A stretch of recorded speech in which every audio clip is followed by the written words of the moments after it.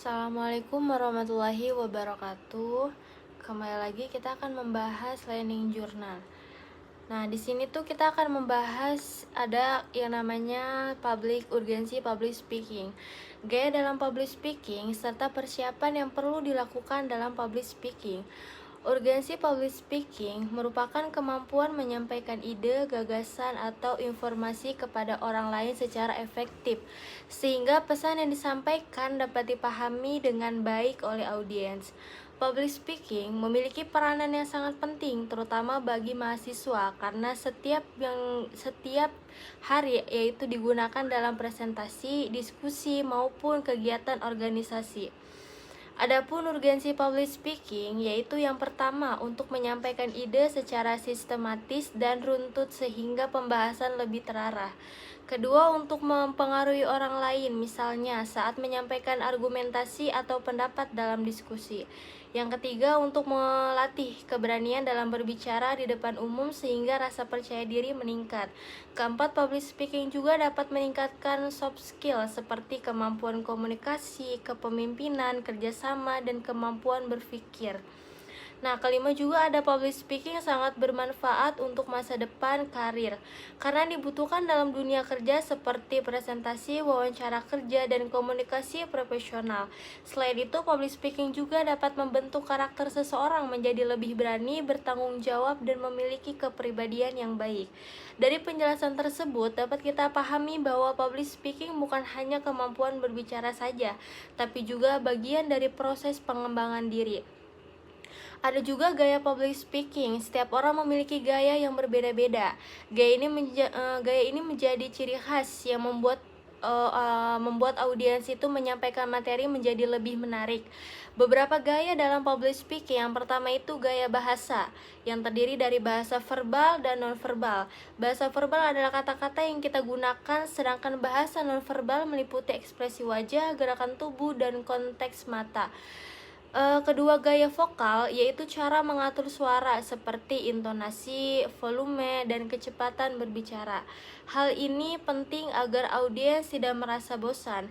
Yang ketiga juga ada gaya penyampaian, yaitu bagaimana cara kita menjelaskan materi agar mudah dipahami, misalnya dengan contoh atau ilustrasi.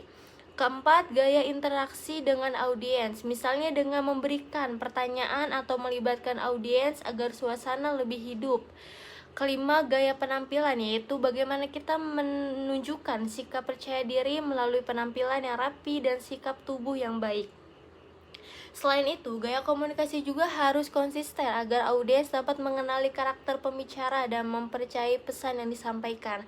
Namun, gaya tersebut juga harus disesuaikan dengan kondisi. Misalnya, dalam seminar formal, kita menggunakan bahasa formal, sedangkan dalam kegiatan santai, kita juga bisa menggunakan bahasa yang lebih fleksibel. Persiapan dalam public speaking. Keberhasilan public speaking juga sangat dipengaruhi oleh persiapan. Tanpa persiapan, penyampaian materi bisa menjadi kurang maksimal. Salah satu cara persiapan yaitu menggunakan konsep 5W, yaitu siapa audiens yang akan kita hadapi.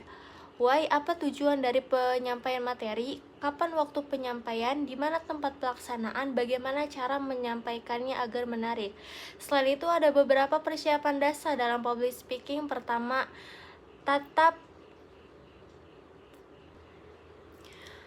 gaya public speaking. Setiap orang memiliki gaya yang berbeda-beda. Gaya ini menjadi ciri khas yang membuat penyampaian materi menjadi lebih menarik. Beberapa gaya dalam public speaking. Yang pertama, kita bisa menggunakan gaya bahasa yang terdiri dari bahasa verbal dan bahasa nonverbal. Bahasa verbal adalah kata-kata yang kita gunakan, sedangkan bahasa nonverbal meliputi ekspresi wajah, gerakan tubuh, dan kontak mata. Kedua, gaya vokal yaitu cara mengatur suara seperti intonasi, volume, dan kecepatan bicara. Hal ini penting agar audiens tidak merasa bosan. Ketiga, kita juga bisa menggunakan gaya penyampaian, yaitu bagaimana cara kita menjelaskan materi agar mudah dipahami, misalnya dengan contoh atau ilustrasi. Keempat, gaya interaksi dengan audiens, misalnya dengan memberikan pertanyaan atau melibatkan audiens agar suasana lebih hidup. Kelima, gaya penampilan, yaitu bagaimana kita menentukan sikap percaya diri kita melalui penampilan yang rapi dan sikap tubuh yang baik. Selain itu, gaya komunikasi juga harus konsisten agar audiens ini bisa mengenali karakter pembicara dan mempercayai pesan yang kita sampaikan. Namun gaya tersebut juga harus disesuaikan dengan kondisi. Misalnya dalam seminar formal kita menggunakan bahasa formal, sedangkan dalam kegiatan santai kita juga bisa menggunakan bahasa yang lebih fleksibel. Gimana tergantung keadaan dan kondisi. Mungkin itu saja yang bisa saya sampaikan. Assalamualaikum warahmatullahi wabarakatuh.